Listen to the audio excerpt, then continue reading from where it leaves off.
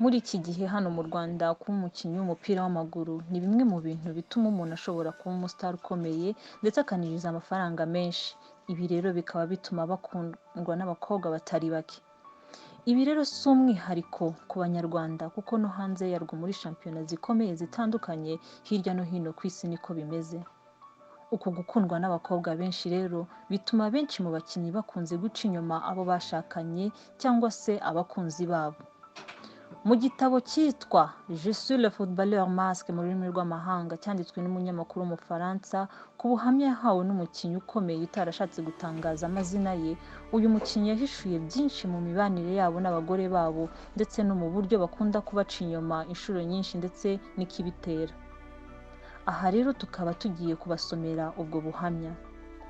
Natangiye gukina nkikinira ikipe ikomeye, buriya harambaye ikipe ahindura umukinnyi icyamamare kuruta ayandi, urugero nka Paris Saint-Germain cyangwa se Marseille. Nagiye ngira ibihe byiza n'ibibi.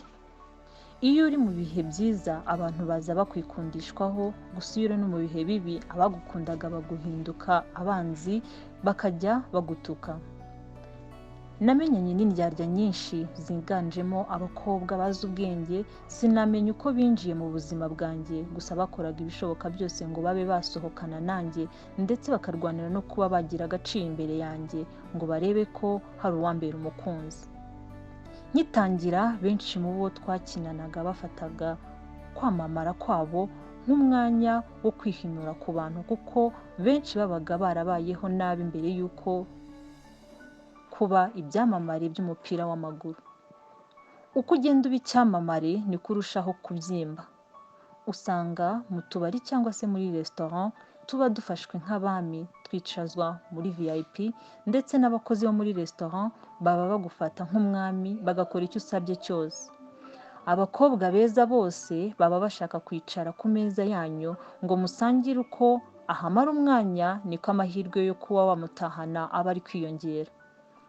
Ku mukinnyi we byose aba yabyishimira, nta na kimwe asubiza inyuma kuko mbere yo kumenyekana nta n'umwe uba yaramwitagaho, ntaho yirirwa yirushya atereta, dore ko benshi muri bo baba batanazi kuganiriza abakobwa. W'icyo arwana nacyo ni ugukina neza akarushaho kwamamara, niko n'abakobwa beza barushaho kumurwanira. Amafaranga yampinduye mwiza ndetse yatumye ngira igikundiro. Iyo habaho polisi y'ingo yari kujya ibona akazi kenshi mu mupira w'amaguru kuko akenshi usanga umukinnyi yarasezeranye akiri muto ataramamara, bityo agasezerana n'umukobwa wo ku rwego rwe. Gusa nyuma yo kwamamara utangira kwifuza abakobwa beza bashoboka ku isi, bigatuma bashwana. Urugero, nyuma y'igikombe cy'isi hafi ya buri mukinnyi akora divorce kuko niho aryamana n'abakobwa benshi cyane bashoboka kubera impamvu za mikoro. Umukinnyi uciriritse akunze kugumana n'uwo mukobwa bashakanye kuva kera, agahitamo kujya amuca inyuma rwihishwa mu kabyiniro cyangwa se igihe yagiye gukina hanze.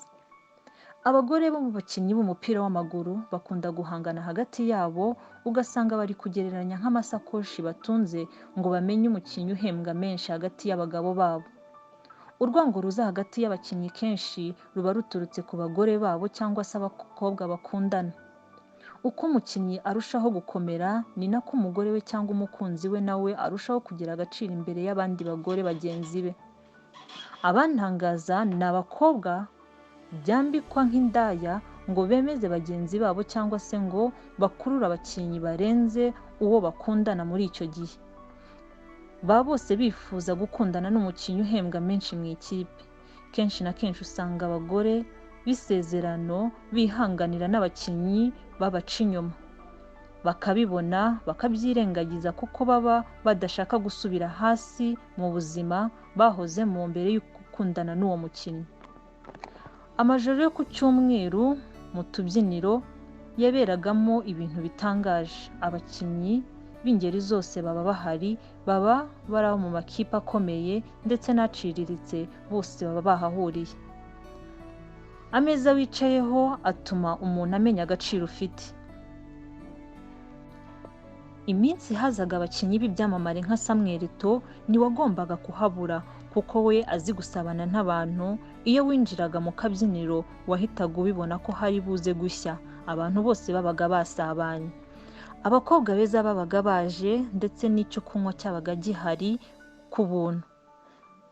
Njye nakundaga kuryamana n'abakobwa bambaye neza, gusa nakundaga kwibaza umubare w'ababa baje gukura abakinnyi uko ungana, nkibaza niba babikora ku bari mu kazi cyangwa se baba bashaka kuryamana n'abakinnyi gusa. Abakobwa bemeraga ibyo twabasabaga byose, byabaga ari nta mpaka, nta kondomu akemera, ukamusaba kuryamana n'abari babiri icyarimwe nabyo akabyemera, gufata video sex tape mu rurimi rw'amahanga akabyemera. Iyo yangaga gukora kimwe gusa mu byo wifuza, wahitaga umwirukana ukifatira undi kuko habaga hari umurongo munini w'abakwifuza. Byabaga bishimishije ndetse binateye agahinda ku rundi ruhande. Abakobwa twabafataga nk'amatungo ukoresha icyo ushaka. Muri ibyo byose uba ugomba kwirinda kuko ushobora kugwa ku bakobwa bashaka kugusebya mu binyamakuru, bakabeshya ko batwite n'ibindi nk'ibyo.